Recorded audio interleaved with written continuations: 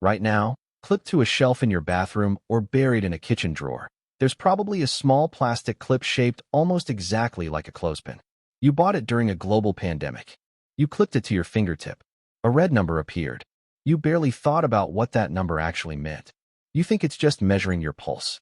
But the real answer is far stranger. That little clip is shining light straight through your finger and using the color of your blood to calculate how close you are to suffocating. Your finger is a window. You just never knew it. Here's the strangeness underneath it. Blood isn't just red. It's two different reds, and the difference between them is the entire secret. Blood carrying oxygen is bright red, almost cherry-colored. Blood that has given up its oxygen is darker, closer to maroon. Your body doesn't announce this difference to you in any way you can see or feel, but light can see it instantly. This idea has a real inventor, and his story is almost too clean to be true. In 1974, a Japanese biomedical engineer named Takuo Aoyagi was working for a company called Neon Code In, trying to solve a completely different problem. He wasn't trying to invent a new device. He was trying to remove noise from an older one, a machine that measured blood oxygen by drawing actual blood from an artery, which was invasive, slow, and painful. Aoyagi noticed that the pulsing rhythm of blood flow, the exact thing that was supposed to be filtered out as background interference, was actually carrying the information he needed. The pulse itself was the signal, not the noise. Does that surprise you? It surprised nearly everyone in the field at the time. So how does the little clip actually work? Inside it are two tiny lights, not one. One is red light, and the other is infrared light, invisible to your eyes entirely. Both shine straight through the thin skin of your fingertip. On the other side sits a small sensor, quietly measuring how much of each light color makes it through. Here's where the trick happens. Oxygen-rich blood and oxygen-poor blood absorb these two wavelengths of light differently. Oxygenated blood lets more red light pass through and absorbs more infrared light. Deoxygenated blood does the opposite. It's a chemical fingerprint, written in how blood filters light, and every single pulse of blood through your fingertip changes that fingerprint slightly with each heartbeat. That pulsing part matters enormously. Your finger contains skin, bone, tissue, and nail, all of which also absorb light. But none of that other tissue changes with your heartbeat. Only the blood does. So the device isn't measuring the light absorbed by your whole finger.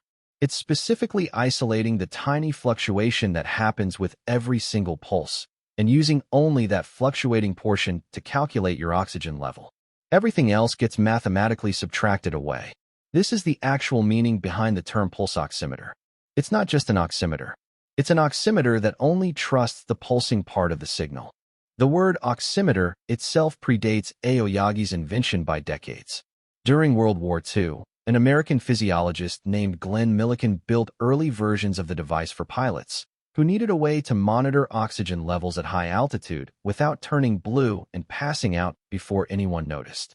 Millikan's early oximeters were bulky, fragile, and needed constant calibration. They worked in principle, but were nowhere near practical for everyday medicine. It took roughly 3 more decades and Aoyagi's insight about the pulsing signal to shrink that principle down into something small enough to clip onto a single finger. Once the technology matured in the 1980s, it spread into operating rooms and intensive care units almost immediately because anesthesiologists suddenly had a way to catch dangerously low oxygen levels in seconds instead of minutes. Before pulse oximetry became standard, patients could slip into oxygen deprivation during surgery without anyone noticing until it became a visible emergency. Continuous, painless, real-time oxygen monitoring changed that completely, and it is now considered one of the most important patient safety advances of the 20th century. But here is the counterintuitive twist, and it's one the device's own history didn't fully reveal until decades after it became a global standard. Pulse oximeters shine light through skin, and skin isn't the same in every person. Melanin, the pigment responsible for skin color, also absorbs light, and it doesn't absorb it uniformly across all wavelengths. In 2020, a study published in the New England Journal of Medicine, led by researcher Michael Stoding and colleagues, examined thousands of patients and compared their pulse oximeter readings to the gold standard blood gas measurements taken directly from an artery. The finding was troubling. Black patients were nearly 3 times more likely than white patients to have occult hypoxemia, meaning their pulse oximeter reading looked normal while their actual blood oxygen level, measured directly, was dangerously low. The device wasn't lying exactly. It was systematically less accurate for some patients than others, and almost nobody using it at the bedside knew that. Think about what that actually means. A device trusted by nearly every hospital on Earth, built on a genuinely brilliant piece of physics, carried a blind spot related to skin pigmentation for decades before it was widely studied and confirmed. The insane engineering inside that little clip was never the problem. The problem was that the engineering was calibrated, tested, and trusted using a population that didn't reflect everyone who would eventually depend on it.